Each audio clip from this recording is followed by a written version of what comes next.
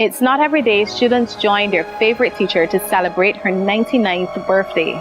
But on September 17, 2017, past students of the Merrivale Preparatory School gathered to honor founder, teacher, and principal of their alma mater. For nearly 70 years, she taught thousands of children. Many grew up to be successful and prominent Barbadians. In this episode of We Bajans, we'll meet Avis Carrington, a woman who helped to shape her nation by making an invaluable contribution to early childhood education in Barbados.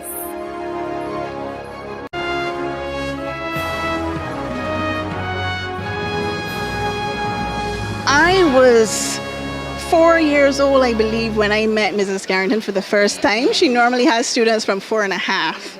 But my mom took me to meet her, and it is said that I jumped right onto her lap and I gave her a kiss and I said, "I love you, lady." And from then she said, "I'll take her." I have just loved Mrs. Carrington from then until now. She is a wonderful person, an excellent teacher, a strict disciplinarian when needed.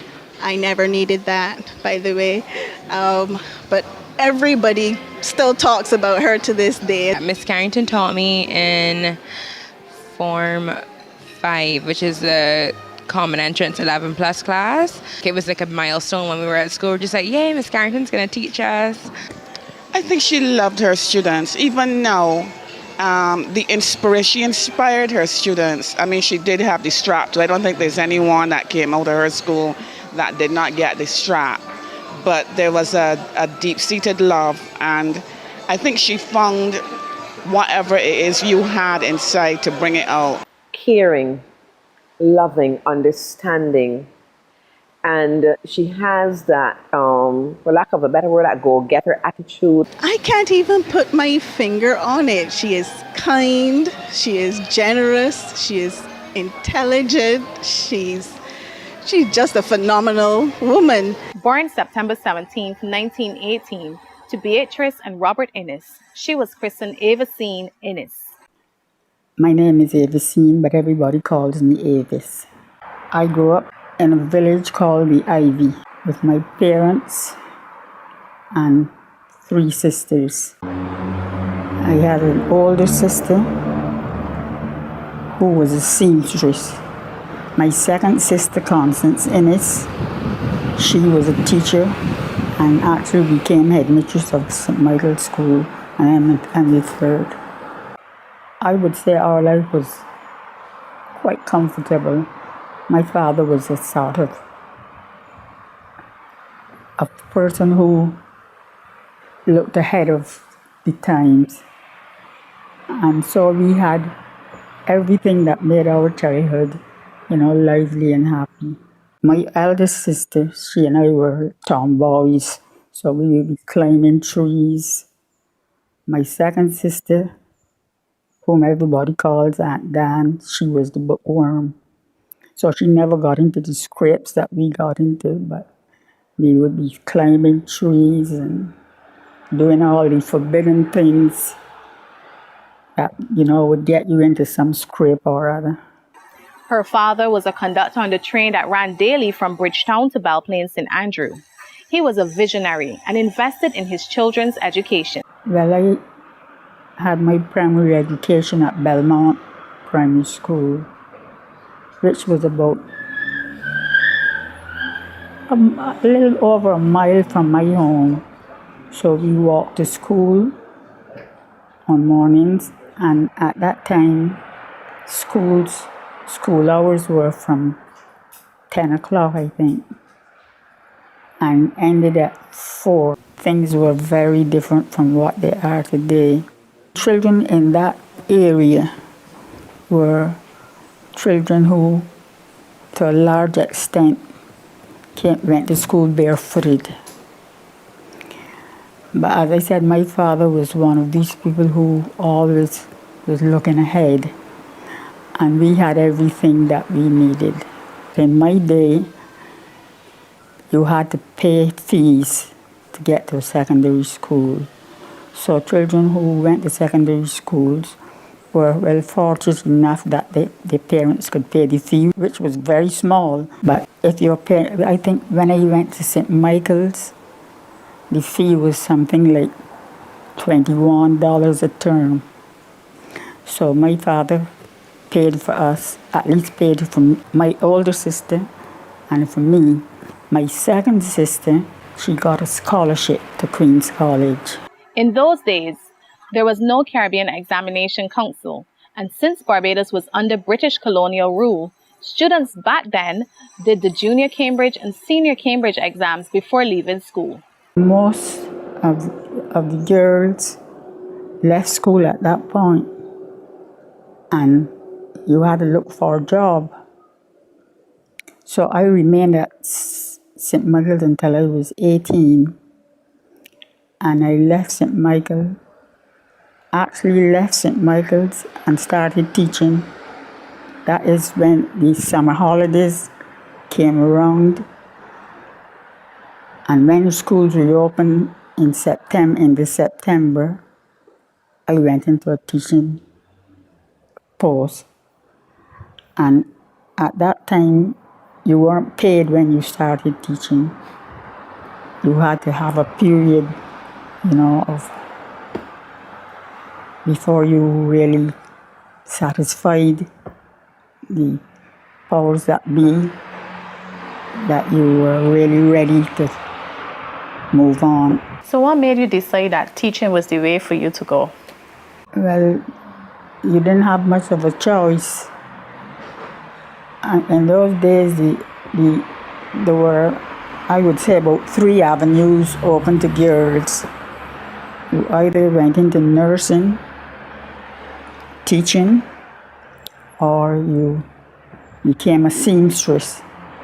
Well, I didn't see myself as a nurse, and I'm not very good at sewing.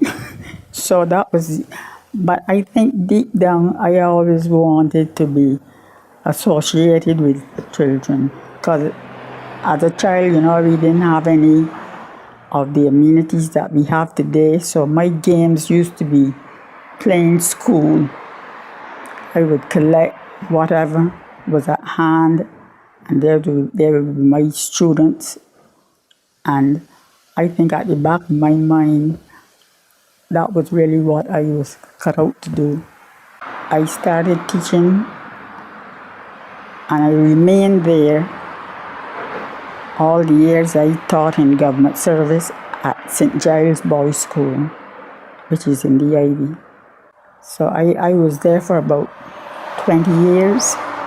Well, what was teaching like in the government system then over that 20-year span? The primary school system is sort of rigid. You hear this saying where children should be seen and not heard. So that was really what motivated me to move on when I opened my school. I wanted a different atmosphere. Children were last for everything. If you come in late on mornings, maybe not once, but if you made a habit of coming to school late, you would get lashes. You would get lashes for not knowing your tables and that sort of thing. So it was really a rigid atmosphere for children to be in. Former student of St. Giles Primary, Sir Wes Hall, remembers his experience with corporal punishment at school. They used to do this. They make you show your fingers, your teeth, and then they take a pencil and put it in your hair. Well, up to now, as you can see, my fingernails are always clean. My teeth, what's left, are always clean. But my hair was not like my brother. See, I forgot to tell you, I was, my grandfather's a white man. And I had issues at school. That's why that woman was so good to me. Because when I'm in her class, I had real issues, where my father is, what I mean? How come that white man there, silky hair, is my grandfather? You understand? So I said, that's discrimination. I tell St. John's headmaster, that's discrimination. He said, what do you mean by discrimination? I said, because if it was my brother, that thing would have gone through his head. Now, And that's simply because he had lighter hair, because he like my father and them, right? But with me now, after 3 weeks, I tell you, so when they do so with the pencil, and they apply pressure, you understand, and then build pressure, you understand, the thing would break and I would get beat. That's a fact. The very thing that they beat me for, and I didn't like it, they beat me up 4 or 5 times for that, my hair. And it was simply that I didn't have the money to cut my hair, and it could go 4 weeks. Oh, Lord, no, they're saying, like, I don't have to take it off. That was the system, and naturally you have to adapt to it. In spite of all of that, I still found myself very much drawn to teaching. I never reached the stage where I say I would like to get out of this job or anything like that. So my focus was always on helping children. And I did things that some of the other teachers would ask me, well, why are you doing this? If a child was absent and they missed something, I always made sure that I had that child at my side, bringing them up to date with anything that they may have missed. And of course, a lot of teachers don't do that. So I always remember that we had a broken chair. This chair didn't have a back or something like that. So when children are absent, I would bring that broken chair to my side, and this absentee child, I would try to bring them up to date. That the chair became called Mrs. I was Innes at the time, Miss Innes' chair, because that is my whole approach to teaching. Well, I first met Miss Carrington when Mrs. Carrington, but at that time she was Miss Innes, and this is 1941. I was only 4 years old, and she was a very young teacher at St. Giles. And I did not really get to her class, although I wish I could before that, until about 2 or 3 years when in class 1, when she taught me. And I thought that she was a fantastic teacher for exuding love. She was patient, and she had Christian thoughts and things like that. And I thought there was a law of connection where she was very good at communicating effectively. I then moved to the Ivy, the back Ivy. Unfortunately, that was only about 50 yards from her. So I felt really good about that. Passing her house, the bungalow rather, a green, a blue, I remember it very well, a blue with white trimmings. And I would pass there every day, going to school and coming back, and 3 times on Sunday going to church. And we in the back Ivy, fellows there were so many fellows, the Clarks and John and the Babs. We also had Sir John and his brother Berry and Gordon Brooks. We were the boys from the back Ivy, and we thought we had bragging rights in terms of Miss Innes, because everyone loved her. And since we thought that we were living in the same street, we thought, well, no, hands off, that's our lady. All along, I felt, it's really and truly not the best way to deal with children. And I started subscribing to a magazine called Child Education, a British magazine, and I could see the course that they were proceeding with. And I felt, well, it would be so good if we could adopt those methods. That is, the children were sort of hands-on with things. You didn't just sit down and many teachers say, stand, you stand, sit, you sit. Children were able to move around and use teaching aids and that sort of thing. And I always hankered for, after a system like that.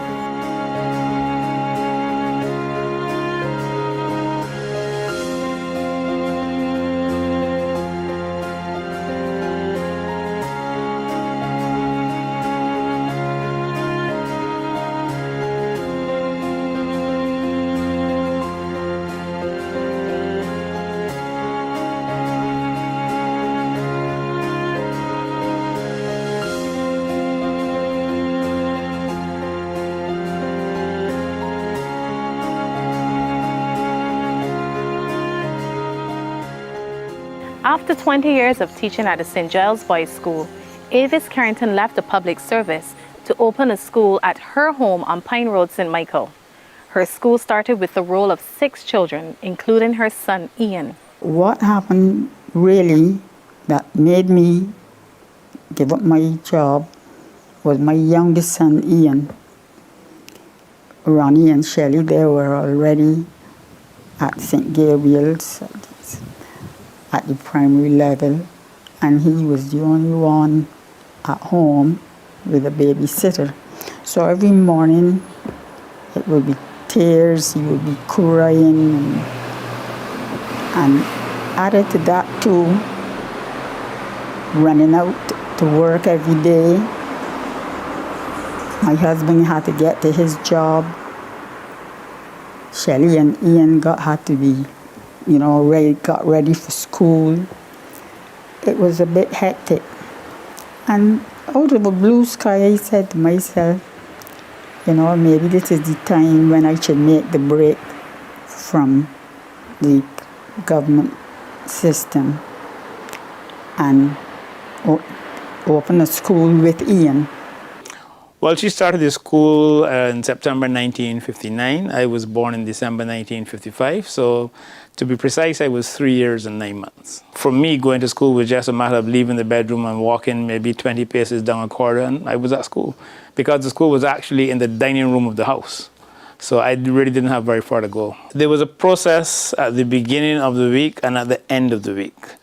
So from Monday to Friday, the living room was configured as a school. There were tables and chairs and chalk and easels and boards and so on. And then on the weekend, all those things were put away. The dining table and chairs came back in, and anyone who came to visit us on a Saturday or Sunday would see a dining room in the average home. How did you actually come up with the name Merrivale Preparatory School? Because I guess at the point when you opened it with Ian, it didn't have that name. No, well, when I think it was called just Merrivale. When I opened it, it was called Merrivale. But when we reached the stage where we had to get these children ready to take the common entrance exam, I added in the word preparatory. So where did the Merrivale come from? Merrivale came from the fact that I was using a new approach. I was giving the children an atmosphere of enjoyment, fun. So that, as I mentioned earlier, we use a lot of teaching aids. We had wall pictures, and these wall pictures really embrace the story of a little family. So the children knew that there was a little girl in the family called Janet, and there was a boy called John, and everybody, I would say, all right, let's take up John's name. We had all these little aids and so forth. So they learned to recognize the names of the children. Even before they could read, they could find the name of the child. So that it was easy after a time for me to say, here is John. So children learned to read that. These children had pictures, and not only pictures, but little separate little tags of the names. So everybody had their little package. So the moment I say, all right, let's find John's name, you look through, and the children would want to say, I have it. Somebody wanted to say, I'm the first to find John. So that I was really trying to create a different atmosphere from what I was accustomed to. Very, very seldom after the children settled in, very seldom did you have children who didn't want to come to school. I've had parents say to me, even although the child was not feeling well, they wanted to go to school because they were in that atmosphere of fun. Ms. Carrington had patience with you. She did. And if you're having problems, she would try to help you. She was very thorough in her teaching. She made sure that you understood. I remember preparing for the 11 plus, and I was really not very good at math, but she taught me how to add 9 to anything, and I've never forgotten it. So she found the formula somehow to break down things, but she inspired students. Immediately after leaving her class, I boldly, postulated to everyone who would listen that I was going to do two things. I was going to go to school at Commermere, and I would play for the West Indies. Now that was impossible, as my detractors said at that time.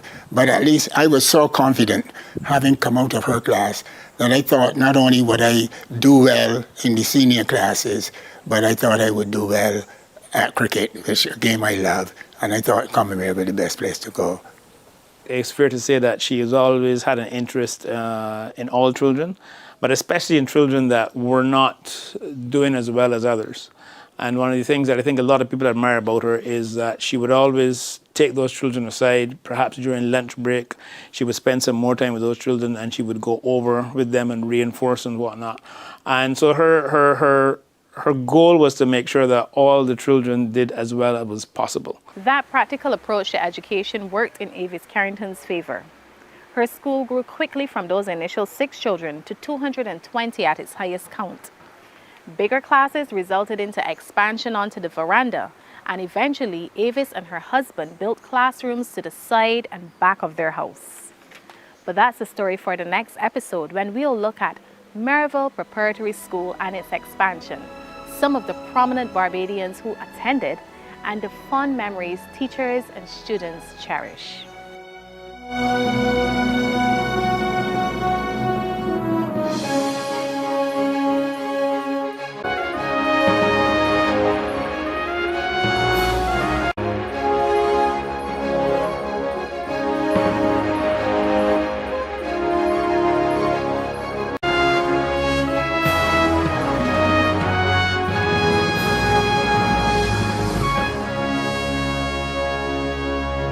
You can find more government information by visiting our website, gisbarbados.gov.bb. Like and follow us on these social media platforms under the handle GIS Barbados, and subscribe to our YouTube channel, the BGIS.